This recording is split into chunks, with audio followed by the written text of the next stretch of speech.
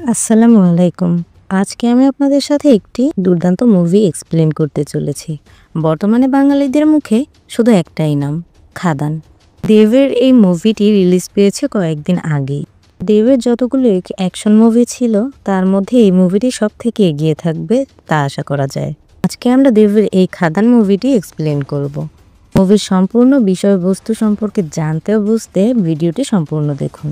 এই মুভিটা একটি স্পেশাল হওয়ার প্রধান কারণ হচ্ছে মুভিতে যে ডায়লগগুলো রয়েছে তা সাউথ মুভি থেকে কোনো অংশেই কম নয়। ভিডিওতে লাইক দিতে অবশ্যই ভুলবেন না, আর আমার চ্যানেলটি সাবস্ক্রাইব করে সাথেই থাকুন। চলুন তবে এক্সপ্লেন শুরু করা যাক।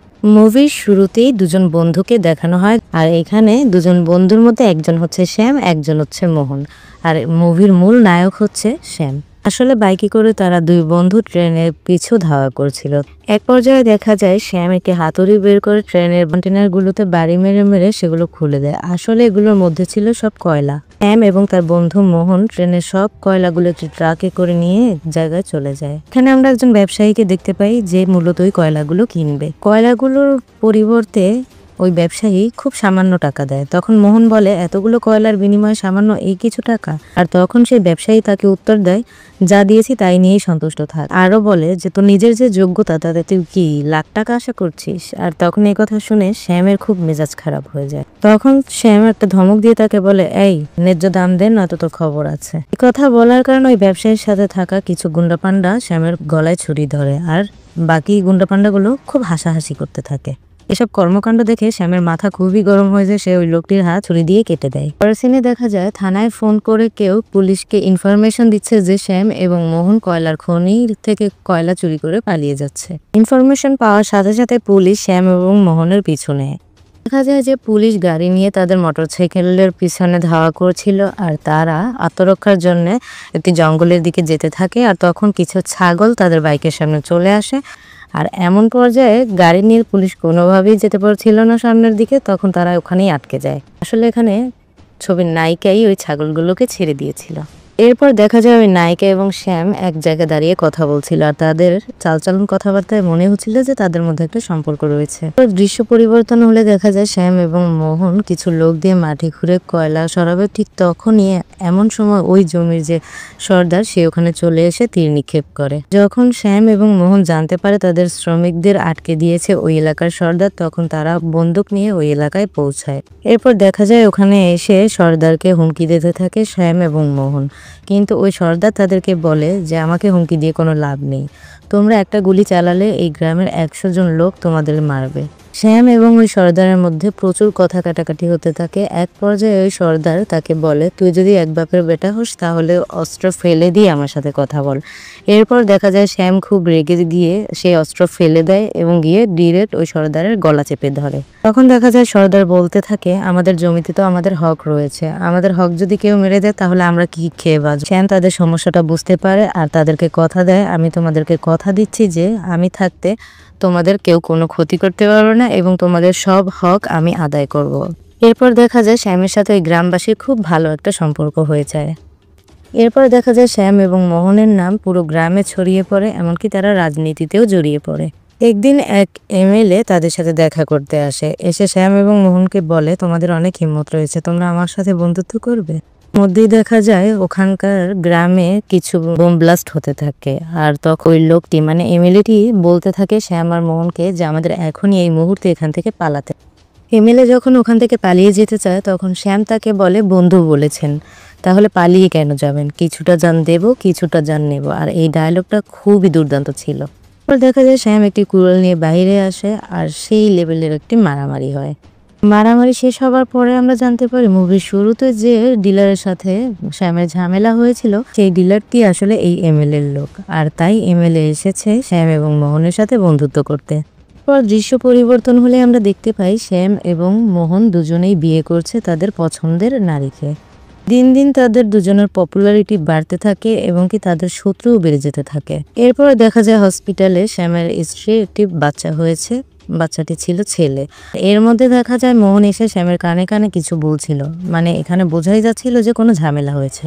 তো দেখা যায় শ্যাম কোনো একটা জায়গায় যাওয়ার জন্য রওনা দেয়, কিন্তু মোহন তাকে বলে যে আমি যাচ্ছি, কিন্তু মোহনকে আটকে দিয়ে শ্যাম বলে যে না আমিই যাব।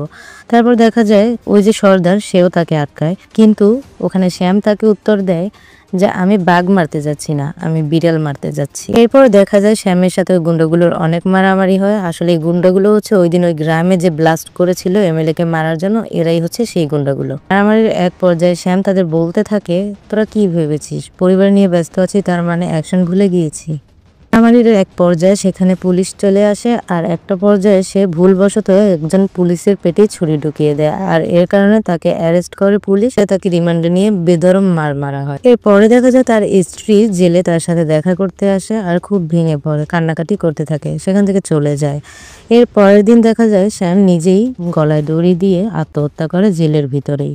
সমস্ত কিছু একাই কন্ট্রোল করতে থাকে মোহন। এতক্ষণ আমরা পুরো মুভির ফ্ল্যাশব্যাক দেখতেছিলাম। বর্তমানে এসে আমরা দেখতে পাই শ্যামের ছেলে অনেক বড় হয়ে গিয়েছে, তার ছেলে হুবহু তার মতোই দেখতে হয়েছে। শ্যামের ছেলের নাম রাখা হয়েছিল মধু। এখানে দেখা যায় মধু একটি মেয়ের প্রেমে পড়ে যায়, মেয়েটির নাম হচ্ছে লতিকা। তারা দুজন দুজনকে খুবই ভালোবাসে। এরপর দেখা যায় মধু যখন বাড়িতে ফিরে তার মা বলতে থাকে কতবার বলেছি মোহনের সাথে দেখা কর, ওর সাথে রাজনীতিতে যুক্ত হ, আমার কোনো কথাই তুই শুনিস না। এখন তুই যদি সিন্ডিকেটে চলে যাস সবাই তোকেই সমর্থন করবে, কারণ তুই বাঘের বাচ্চা। কিন্তু মধু মোটেই শ্যামের মতো হতে চায় না। পরে দেখা যায় মধু তার মাকে বলে যেসব কাজ যারা করে তারা হচ্ছে মূলত চোর, আর আমার বাবা কেমন ছিল তা তো আমি জানি না, কিন্তু এই কাজগুলো যারা করে তারা মোটেও ভালো মানুষ না। এরপর মধুকে তার মা একটা থাপ্পড় মারে আর মধু রাগ করে ওখান থেকে চলে যায়। এরপর অনেক রাত হয়ে যায়, মধু বাড়িতে ফিরে আর ফিরে দেখে যে তার মা দরজা ভিতর থেকে বন্ধ করে রেখেছে। সে তার মাকে অনেক অনুরোধ করে দরজা খোলার জন্য, কিন্তু তার মা কোনোভাবেই দরজা খুলে না। এরপর সে ওখান থেকে লতিকার বাসায় চলে যায়।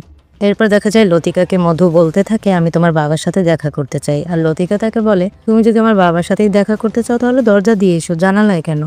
এরপর দেখা যায় লতিকার বাবাকে বিভিন্ন বাহানা দিয়ে রাতটা সেখানেই সে কাটিয়ে দেয়। এরপর দেখা যায় সকালে যখন লতিকা মধুর জন্য এক কাপ চা বানিয়ে নিয়ে আসে তখন সেটা নিয়ে তার বাবা খেয়ে ফেলে, আর সে খুবই বিরক্ত হয়।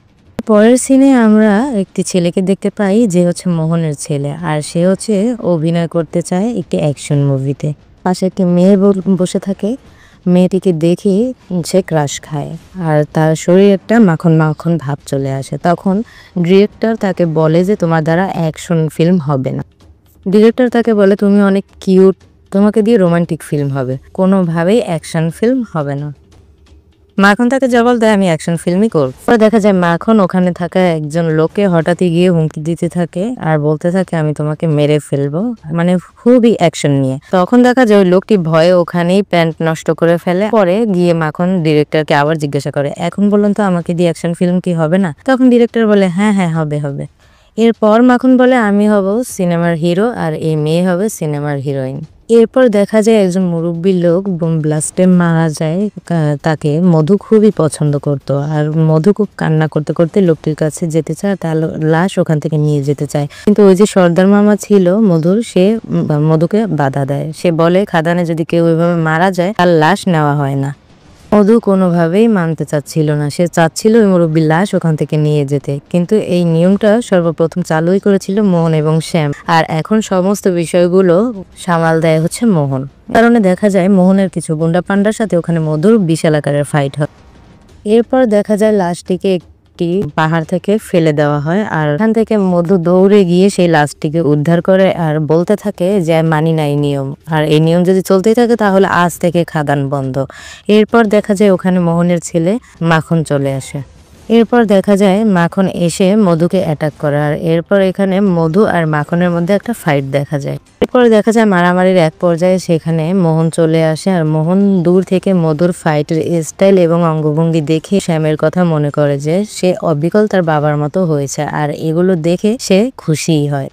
এরপর দেখা যায় ওখানে মোহন নিজের ছেলে মাখনকে অনেক গালাগালি করতে থাকে আর বলতে থাকে যে তুই জানিস তুই কার গায়ে হাত দিয়েছিস, ও তোর বড় ভাই হয়। এরপর দেখা যায় ওখানে মিটমীমাংসা হওয়ার পর তারা এখান থেকে চলে যায়। এরপর আমরা মধু এবং তার মাকে মোহনের বাড়িতে দেখতে পাই, মোহন মধু এবং তার মাকে তার বাড়িতে নিয়ে এসেছে।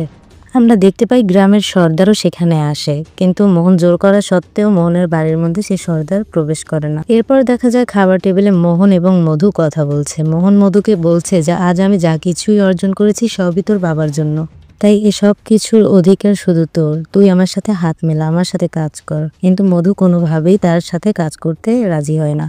মধু বলে যে এসব হচ্ছে ইল্লিগেল কাজ, তার বাবা যে কাজগুলো করতো সেগুলো সে পছন্দ করে না, তাই সে এই কাজে যুক্তও হতে চায় না। কিন্তু মোহন তাকে খুবই জোর করতে থাকে। অনেক জোর করার পর মধু মোহনকে বলে যে কাকা আমাকে কিছুটা সময় দাও, আমি ভাবতে চাই। তখন মোহন মধুকে বলে হ্যাঁ তুমি সময় নাও, যত খুশি সময় নাও, কোনো সমস্যা নেই। এরপর দেখা যায় মধু ও তার মা সেখান থেকে তাদের বাড়িতে চলে আসে। বাড়িতে ফেরার পর মধুর সাথে মধুর মা খুব রাগারাগি করতে থাকে যে তুই মোহনের কথা কেন শুনলি না, মোহনের কথায় রাজি কেন হলি না, মোহন আমাদের দয়া করছে, এটা তোর ভাবা উচিত ছিল, তোর রাজি হওয়া উচিত ছিল। তখন মধু খুব রেগে যায় আর বলতে থাকে আমি কোনোভাবেই এই ধরনের ইল্লিগাল কাজে জড়িত হতে চাই না। আমার বাবাও এসব করতো আর তারা সবাই মিলে একসাথে কয়লা চুরি করতো, যা দেশের জন্য খুবই ক্ষতিকর। এসব কথা শুনে মধুর মা রেগে গিয়ে তাকে আবার চর মারতে যায়, কিন্তু সে থেমে যায়, চর মারে না। কিন্তু ওখান থেকে মধু রাগ করে চলে যায়। এরপর দেখা যায় রাতে মধু অনেক ড্রিঙ্কস করতে থাকে আর সে ভাবতে থাকে যে সে আসলে কি করবে বা কি করবে না। এরপর সে বাড়িতে ফিরে সে তার মায়ের পায়ে চুমু খায়। মধু তার মাকে বলতে থাকে যে সে তার মায়ের কথায় রাজি আর সে মোহনের সাথে কাজ করবে। এসব কথা বলে সে তার মায়ের কোলে মাথা রেখে ঘুমিয়ে পড়ে। এর পরের দিন সকালে মধু মোহনের বাড়িতে চলে আসে। সকাল সকাল মোহনের বাড়িতে মধু চলে আসে। মোহন খুব অবাক হয়, সে বলে কি খবর সকাল সকাল আমার বাড়িতে? তখন মধু মোহনকে বলে কাকা আমি আপনার কথায় রাজি, আমি আপনার সাথে কাজ করতে চাই। সব কথা শুনে মোহন খুবই খুশি হয়। এরপর সে বিভিন্নভাবে কথা বলতে থাকে মধুর সাথে। এসব আদিক্ষেতা দেখে মোহনের ছেলের খুব রাগ হচ্ছিল যে তার বাবা কেন মধুকে নিয়ে এত মাতামাতি করছে। এরপর দেখা যায় মোহন একটি অনুষ্ঠানের দাওয়াত দেয় মধুকে এবং তার মাকে, আর মধু এবং তার মা সেই অনুষ্ঠানে আসে। হঠাৎই সেখানে কিছু গুন্ডা পান্ডা এসে মারামারি শুরু করে। সেখানে মূলত তারা এসেছিল মধু এবং মধুর মাকে মারতে। তখন দেখা যায় এই প্রথম মধু অস্ত্র হাতে নিয়েছে, সেই গুন্ডাগুলোকে অনেক মারতে থাকে। মারামারি শেষ হওয়ার পর সে নিজেই নিজেকে দেখে খুব ভয় পেয়ে যায়। সে ভাবে যে সে আসলে এগুলো কি করলো। মধু সেখান থেকে তার মাকে নিয়ে চলে যেতে চায়, আর এর মধ্যে মোহন তাকে বলে এত কিছুই যখন করলি তাহলে শেষটাও শেষ করে দিয়ে যা। তারপর দেখা যায় এই ঘটনার যে সূত্রপাত, মানে ওদেরকে অ্যাটাক করানোর জন্য যে লোকটি গুন্ডা পাঠিয়েছিল তাকে ধরে আনা হয়। আর মোহন বলে একটি পিস্তল হাতে দিয়ে যে ওকে গুলি কর। তখন মধু বলে যে থাক না কাকা, এসবের আর কি দরকার আছে। এরপর দেখা যায় মোহন মধুকে খুব জোর করতে থাকে আর বলতে থাকে তোর বাবা হলে ঠিক এমনটাই করতো। আর তখন মধু অনিচ্ছা সত্ত্বেও পিস্তল হাতে তুলে নেয় আর ওই লোকটিকে গুলি করে মেরে ফেলে। এরপর সে সেখান থেকে তার মাকে নিয়ে চলে যায়। এর পরের সিনে দেখা যায় মধু ওখান থেকে ওই অবস্থাতেই লতিকার বাড়িতে চলে যায়। সে সব কথা লতিকাকে খুলে বলে। তখন লতিকাকে সে হঠাৎই বলে যে তুই কি আমাকে বিয়ে করবি? তখন লতিকা বলে হ্যাঁ অবশ্যই। এরপর দেখা যায় খুব ধুমধাম করে বিয়ে হয়। যেহেতু এখন মোহন আর মধু একসাথেই কাজ করছে, টাকা পয়সার তো কোনো সংকট ছিল না, খুব বড়সড় আয়োজন করেই তাদের বিয়েটা হয়। বিয়ের পর তাদের দিন খুবই ভালো কাটছিল। হঠাৎ একদিন তাদের ফ্যাক্টরি দখল করে নেয় বিল্লু মাস্তান। আর এসব কথা শুনে তো মানে মধু পুরাই রেগে যায়। এরপর দেখা যায় মোহন তার ছেলেকে দায়ী করতে থাকে এসব ঘটনার জন্য, যে তুই যদি ওর সাথে ঝামেলা না করতি তাহলে আজ আমাদের এই দিন দেখতে হতো না। মোহনের ছেলে মাখন বলতে থাকে বাবা কেন বুঝতে পারছো না, ও নিজেই আগে আমার সাথে ঝামেলা করেছিল। এরপর দেখা যায় মধু বলে যে কাকা মাখন একা এসবের জন্য দায়ী নয়, আমরাও দায়ী। এরপর দেখা যায় মাখনের পক্ষ নিয়ে কথা বলায় মোহন আরো রেগে যায়। সে বলতে থাকে তোরা দুজনে মিলে যেহেতু এই সমস্যার সৃষ্টি করেছিস তাহলে এই সমস্যার সমাধানের দায়িত্ব তোদের দুজনের, এর মধ্যে আমি ঢুকবো না। এরপর মাখন বলে ওঠে যে মধু আমার সাথে যাবে না, এই সমস্যার সমাধান আমি একাই করতে পারবো, ও গিয়ে কি করবে, ওর যাওয়ার কোনো প্রয়োজন নেই। পরে দেখা যায় মাখন একাই সেই বিল্লু মাস্তানের সাথে ফাইট করতে চলে যায়। আর তখন বিল্লু মাস্তান তাকে বলে তুই কি ভেবেছিস তুই আসলে আর তোর ভয়েই আমি এখান থেকে চলে গিয়ে মানে রাস্তার পাশে আচার বিক্রি করতে শুরু করবো? আর এসব কথা শুনে মাখন খুব রেগে যায়। এরপর দেখা যায় মাখন বিল্লু মাস্তানের মাথায় বন্দুক ধরে, আর যার কারণে সে হাসতে থাকে আর 1 থেকে 4 পর্যন্ত গুনতে থাকে। এরপর দেখা যায় সে 4 পর্যন্ত গোনার সাথে সাথে চারদিক থেকে অনেকগুলো গুন্ডা পান্ডা বেরিয়ে আসে।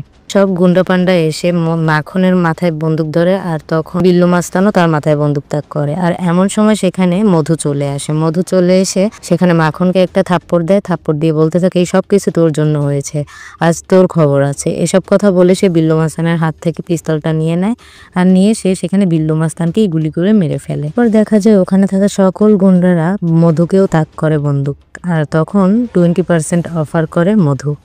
লিডারের কথা সবাই মধুর অফারে রাজি হয়ে যায়। এরপর দেখা যায় মাখন খুব মেজাজ হারিয়ে ফেলে বন্দুক নিয়ে সেখানে একটি লোককে গুলি করে মেরে ফেলে। আর তখন মধু তাকে একটি থাপ্পড় মেরে বলে যে এটা তুই কি করলি, একে কেন গুলি করে মারলি? তখন মাখন ওকে বলে যে তুই আমার ব্যাপারে নাক গলাতে আসবি না, তুই হলি আমার বাবার সামান্য কর্মচারী বা চাকর মাত্র, সমস্ত বিষয়ে ঢোকা বন্ধ কর। আর এরপর দেখা যায় ওখানে মধু আর মাখনের মধ্যে একটু ঝামেলা হয়। এরপর দেখা যায় মোহন মধু এবং মাখনের সাথে অনেক চিল্লাতে থাকে আর বলতে থাকে, তোরা জানিস এই বিল্লু মাস্তান আসলে কার লোক? এমএলএর লোক। আর এই এমএলএর হয়েই একসময় তোর বাবা আর আমি একসাথে কাজ করতাম। এমএলএ যদি জানতে পারে যে এই সমস্ত কাজ তোরা দুজন মিলে করেছিস, তাহলে তোদেরকে আর এমএলএর হাত থেকে কেউই বাঁচাতে পারবে না। এরই মধ্যে দেখা যায় ওখানে একটি গাড়িতে করে এমএলএ চলে আসে। আর এমএলএ এসে কিছু বলার আগেই দেখা যায় মোহন তাকে অনুরোধ করতে থাকে যে আমার বাচ্চারা ভুল করে ফেলেছে, ওদেরকে দয়া করে কি ছেড়ে দেওয়া যায় না? বাচ্চা ভেবে অন্তত ছেড়ে দিন। এমএলএ মোহনকে বলতে থাকে, আমি তোমাকে এই কথা বলতে আসিনি, আমি এসেছি তোমাকে অন্য একটি খবর দিতে। আমরা এ পর্যন্ত এই ব্যবসা করে যত টাকা কামিয়েছি আর এই টাকাগুলো যেখানে লুকিয়ে রেখেছি ওই সমস্ত টাকা সরিয়ে ফেলতে হবে, কারণ আমার কাছে খবর আছে যে কাল আমাদের উপর রেড করা হবে। এরপর যদি কোনোভাবে এটা জানাজানি হয় যে এই চোরাচালানির ব্যবসার সাথে আমরা জড়িত, তাহলে কিন্তু আমাদের সবকিছু ফাঁস হয়ে যাবে। এমএলএ আরো বলতে থাকে যে যা করার রাতের মধ্যেই করতে হবে। এমন সময় মাখন বলে ওঠে, কোনো সমস্যা নেই, রাতের মধ্যেই সব টাকা সরিয়ে ফেলবো। তখন দেখা যায় মোহন সমস্ত দায়িত্ব দেয় মধুর উপর, যা দেখে মাখন খুবই রেগে যায়। দেখা যায় সমস্ত টাকা মধু একটি নৌকায় ভরতে থাকে আর ভরে সেখান থেকে পাঠিয়ে দেয়। পরের দিন সকালে দেখা যায় মোহন মধুর সাথে খুবই চিল্লাচিল্লি করছিল আর বলছিল যে তোর কারণে আমার সারা জীবনের সব সম্পদ এখন হারিয়ে গিয়েছে, তুই কোনোভাবেই তোর বাবার মতো হোসনি। পর সে একটু সামনের দিকে এগিয়ে যায়। পরে দেখা যায় সে আস্তে আস্তে উপরের দিকে উঠতে থাকে আর নিচে তাকিয়ে দেখে যে সেই নৌকোয় ভরা যে টাকাগুলো সেগুলো সমস্তটা নৌকো সহ বালির নিচে পুঁতে রাখা। আর তখন মোহন মধুর দিকে তাকিয়ে হাসতে থাকে আর বলতে থাকে, হ্যাঁ তুই তোর বাবার মতোই হয়েছিস, একেবারে বাপকা বেটা।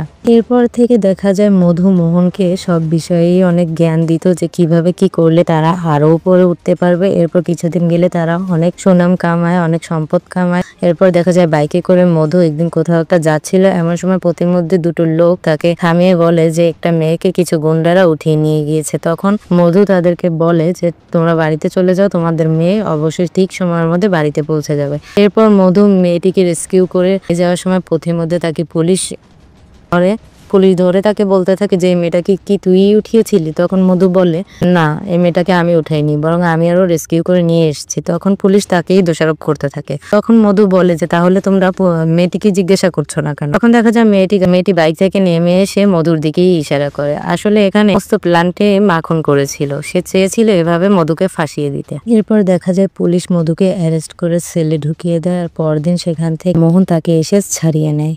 এরপর দেখতে পাই মধু যখন সেল থেকে বেরিয়ে সোজা বের হয়ে যাচ্ছিল, তখন মোহন তার কাঁধে হাত রেখে বলে, কিছু মনে করিস না বাবা, এসবের আমি কিছুই জানতাম না। তখন মধু মোহনকে বলে, ছোটবেলার পড়া ভুলে যেতে পারি কিন্তু ছোটবেলার অ্যাকশন ভুলে যায়নি। কথা বলে সে সেখান থেকে চলে যায়। এখানে আমরা বুঝতে পারি যে আসলে সবকিছুর পিছনে মোহনেরই হাত রয়েছে। পরে দেখা যায় মধু বাড়িতে এসে তার পিস্তলটি নিয়ে বের হয় আর বলতে থাকে যে মোহনের সে সব খেলা খতম করে দিবে। আর তখন তার মা আর সেই সর্দার তাকে আটকে বলে, এত কষ্ট করে এত দূর এসে এখন শেষ মুহূর্তে সব তছনছ করে দিবি, এটা করিস না।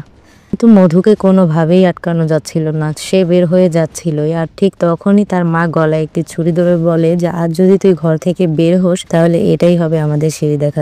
পরের সিনে দেখানো হয় মধু ড্রিঙ্কস করছে আর ভাবছিল যে সেদিন আসলে তার সাথে কি কি ঘটেছিল। ভাবতে ভাবতে সে যখন ড্রিঙ্কসের গ্লাসটি আবার হাতে নিবে, তখন সেখানে মাখন এসে গ্লাসটি নিয়ে নেয়। মাখন কথা বলতে বলতে ওই মেয়েটির কাছে যায় আর গিয়ে বলতে থাকে, তোমার রূপ অনেক সুন্দর। আর সে বিভিন্নভাবে নানান অঙ্গ প্রত্যঙ্গকে ইঙ্গিত করতে থাকে যে এগুলো যেন কার মতো দেখতে। তখন সে মধুর মা যমুনার নাম নেয়। আর এসব কথা শুনে মধু খুব রেগে যায় আর সে উঠে একটি মদের বোতল মাথায় ভেঙে ফেলে মাখনের, তাতে সে সেখানেই মারা যায়। পরের সিনে দেখা যায় মাখনের মরদেহ সামনে নিয়ে মোহন কান্নাকাটি করছে।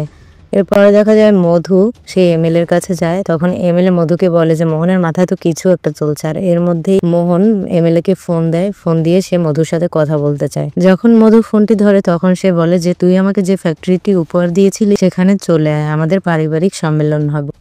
এরপর দেখা যায় মোহন কিছু লোকদের মেরে ফেলে, যারা হচ্ছে মূলত মধুরই পরিবারের কিছু লোক। এরপর দেখা যায় বাইকে করে মধু সেখানে চলে আসে। পরে দেখা যায় ওখানে থাকা গুন্ডগুলোর সাথে মধুর খুব মারপিট হয়। দেখা যায় মোহন মধুকে একটি গল্প বলতে থাকে। সে বলে, তোমার বাবা আর আমি খুব ভালো বন্ধু ছিলাম, আমরা একসাথে বুদ্ধি করে অনেক দূর এগোতে চেয়েছিলাম, কিন্তু তোমার বাবার সব জায়গায় ভালো মানুষের সাজাটা আমার মোটেও ভালো লাগতো না। আর তখনই ওখানে মধুর মা আরেকটি গল্প বলে লাল রাজা আর নীল রাজা খুব ভালো বন্ধু ছিল, তারা একসাথে বিশ্ব জয় করেছিল, কিন্তু নীল রাজা খুব লোভে পড়ে যায়। তখন সে লাল রাজাকে খাবারের সাথে বিষ মিশিয়ে মেরে ফেলে। আর তখন দেখা যায় মধু বুঝে যায় যে আসলে ওই দিন তার বাবা ছেলের মধ্যে আত্মহত্যা করেনি, খাবারের সাথে বিষ মিশিয়ে মধুর বাবাকে মেরে ফেলেছিল মোহন নিজেই, আর তারপর তার লাশ ঝুলিয়ে রেখেছিল সেলের মধ্যে। পরে দেখা যায় মোহন বলতে থাকে যে তোমার বাবাকে তো অনেক আগেই মেরে ফেলেছি, এখন শুধু তুমি বাকি, তোমাকেও মেরে ফেলবো। এই কথা বলে সে বন্দুক তাক করে মধুর দিকে। আর সেই সময় দাদার মামা সে মোহনের বন্দুকের সামনে চলে আসে আর গুলি খেয়ে সে ওখানেই মারা যায়। মামাকে মেরে ফেলার পর মধু খুবই রেগে যায়, আর রেগে গিয়ে ওখানকার সবাইকে সে গুলি করে মারতে থাকে। এক পর্যায়ে মধু আর মোহনের মধ্যে অনেক ফাইট হতে থাকে। দুজনেই সমান তালে দুজনকে মারছিল, মানে কেউ মার খাচ্ছে আর কেউ খাচ্ছে না এমন হচ্ছিল না, দুজনেই সমান তালে দুজনকে মারছিল। মারামারির এক পর্যায়ে মধু মোহনের দুই কান জোরে থাপ্পড় বসিয়ে দেয়, আর যার কারণে সে ওখানে স্তব্ধ হয়ে দাঁড়িয়ে পড়ে। এরপর মধু আবার তার বাবার কথা ভাবতে ভাবতে আবার জোরে থাপ্পড় বসিয়ে দেয়। তারপর গলায় একটি রশি পেঁচিয়ে তাকে ঝুলিয়ে ওখানেই ফাঁস দিয়ে মেরে ফেলে। মোহনের মৃত্যুর সাথে সাথে এখানে মুভিটি শেষ হয়ে যায়। মুভিটি আপনাদের কাছে কেমন লেগেছে অবশ্যই কমেন্ট করে জানাবেন, চ্যানেলটিও সাবস্ক্রাইব করবেন, আপনারা বন্ধুদের সাথে শেয়ার করবেন অবশ্যই। ধন্যবাদ।